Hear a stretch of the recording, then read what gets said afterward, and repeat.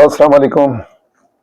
اللہم صلی علی محمد وعلی آل محمد کما صلیت علی ابراہیم وعلی آل ابراہیم انک حمید مجید۔ اللہم بارک علی محمد وعلی آل محمد کما بارکت علی ابراہیم وعلی آل ابراہیم انک حمید مجید۔ ارشاد بھٹی صاحب اور ساحل ادیم صاحب کے درمیان ایک پوڈ کاسٹ ہوئی جس میں ارشاد بھٹی صاحب ساحل ادیم سے کچھ سوالات کر رہے ہیں۔ اس کا کچھ لب و لباب کچھ ایسا ہے کہ ارشاد بھٹی صاحب جو ہے وہ محسوس ہو رہا ہے کہ ایک دنیا دار انسان ایک ایمان والے کا انٹرویو کر رہا ہے، اور ایمان والا بھی وہ جو لوگوں کو اللہ اور اس کے رسول کا حکم سنا رہا ہے، اللہ کی کتاب سے بات بتا رہا ہے اور اللہ کے رسول کی حدیثوں سے بات بتا رہا ہے۔ اس میں ایک سوال جو ہے وہ فلسطین کے حوالے سے، مسلمانوں پر ظلم ہو رہا ہو تو تمام مسلمانوں کا فرض ہے کہ وہ ان کی مدد کریں، اور اس مدد میں اپنی حکومت کو بھی کہتے ہیں کہ وہ کم سے کم کوئی دھمکی دے دیں، کوئی بات چیت کریں۔ آپ نے دیکھا ہوگا کہ فلسطین کے حوالے سے 2 سال تک جو ہے وہ تقریباً یہ جنگ جاری رہی، جس میں اسرائیل نے مسلمانوں کا بڑی بے دردی سے قتل عام کیا۔ تو ساحل ادیم صاحب نے اس کے خلاف آواز اٹھائی اور لوگوں کو اس ظلم کے بارے میں بتایا۔ اب ارشاد بھٹی صاحب کا کہنا ہے کہ پاکستانی حکومت کیا کرے، کیا پاکستانی حکومت جنگ لڑ لے جا کے ان سے اور ان کے خلاف جو ہے وہ جہاد کا اعلان کر دے؟ اور ساحل ادیم صاحب کا کہنا ہے کہ بالکل مسلمانوں کو کم سے کم دھمکی تو لگانی چاہیے۔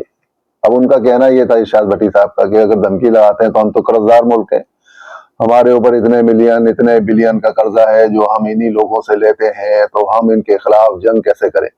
اور یہ تو بہت طاقتور لوگ ہیں، بہت طاقتور ملک ہیں، اگر ہم کریں گے تو یہ تو ہمیں نیست و نابود کر دیں گے۔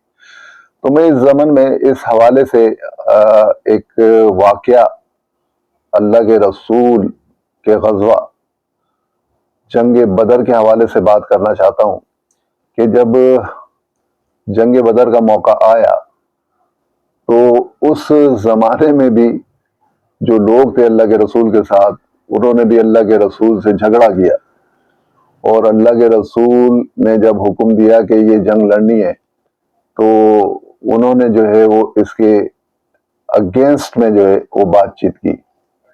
تو اسی زمانے میں نہیں، جیسے ارشاد بھٹی صاحب جیسے لوگ دنیا میں موجود ہیں، یہ اللہ کے رسول کے زمانے میں بھی لوگ تھے۔ اس زمانے میں آپ کو کچھ آیتوں کے ترجمہ سناتا ہوں۔ خدا فرماتے ہیں، اے جہاد سے ڈرنے والوں، موت تو تمہیں آ کر رہے گی، خواہ تم مضبوط قلعوں میں بھی قید کیوں نہ ہو جاؤ، اور اللہ کے پیغمبر کی مرضی کے خلاف بیٹھے رہو اور اس میں خوش رہو، اور اس بات کو ناپسند کیا کہ اللہ کی راہ میں جہاد کرو۔ اب ہم یا تو ڈر جائیں اور خاموشی سے ظلم کو برداشت کریں اور ظلم کو ہوتا ہوا دیکھیں، اور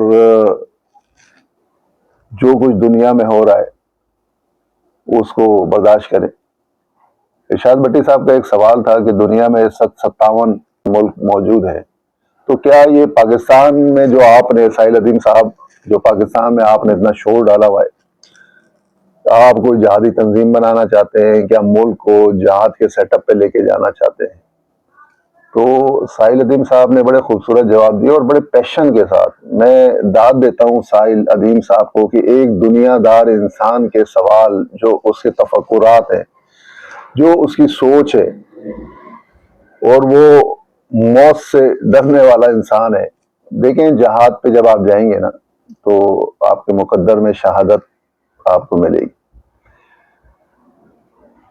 روز محشر ایک شہید سے جب اللہ سوال کریں گے کہ اگر میں تجھے دنیا میں دوبارہ بھیج دوں تو کیا ایسا کام کرے گا جو اللہ کو پسند ہوگا، تو وہ شہید کہے گا کہ اگر میں دنیا میں جاؤں گا تو میں اللہ کے دین کے لیے لڑوں گا اور شہادت حاصل کروں گا۔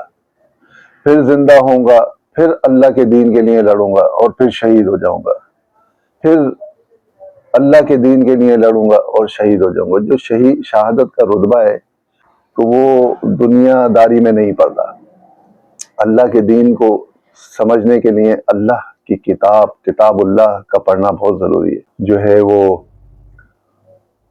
ہم کسی سے مقابلہ نہیں کر سکتے، ہم کمزور ہیں، ٹھیک ہے، انسان کو طاقتور ہونا چاہیے، اپنے آپ کو دنیا سے لڑنے کے لیے تیار کرنا چاہیے۔ ایک سوال ارشاد بھٹی صاحب نے ساحل ادیم کو نیچا دکھانے کے لیے کیا کہ آپ کے کتنے بھائی ہیں؟ انہوں نے کہا کہ میرے 3 یا 4 بھائی ہیں۔ انہوں نے کہا کہ میرا ایک بیٹا بھی ہے۔ تو انہوں نے کہا کہ آپ اسرائیل کیوں نہیں گئے؟ آپ جائیں، آپ جو لوگوں کو جہاد کی تلقین کر رہے ہیں اور اس بارے میں بتا رہے ہیں، تو آپ خود کیوں نہیں جاتے ہیں بھائی؟ آپ لوگوں کے بچوں کو کیوں مروا رہے ہیں؟ آپ جائیں۔ اور یہ سوال ایک دنیا دار انسان کی طرف سے بنتا بھی ہے کہ وہ جو ہے جو اللہ کے دین کی تبلیغ کر رہا ہے تو وہ کہتا ہے کہ پہلے اپنے گھر والوں کو بولو بھائی، اور پھر اس کے بعد جو ہے نا ہمیں بتاؤ یار، مطلب غصے کا اظہار کرتا ہے۔ ساحل ادیم صاحب نے بہت ہی خوبصورت جواب دیا کہ میں وہاں جا کے کیا کروں؟ کیا میں ان کو جا کے گالیاں دوں، ان کو پتھر ماروں، ان کو چماٹ ماروں؟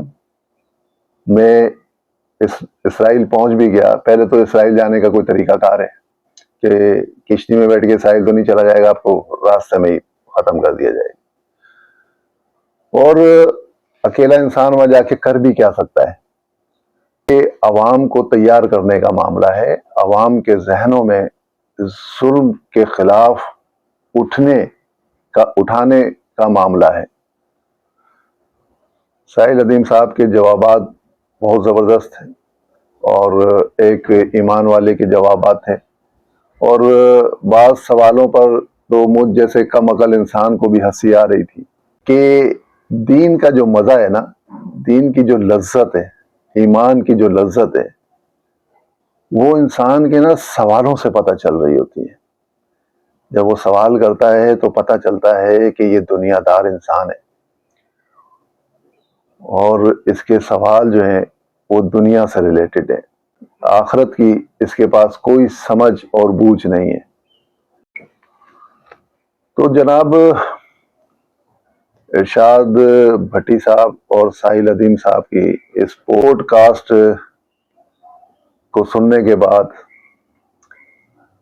ایمان تازہ ہوا ساحل ادیم کے جوابات سے، اور بہت ہی خوبصورتی سے، بہت ہی پیشن کے ساتھ انہوں نے جوابات دیے۔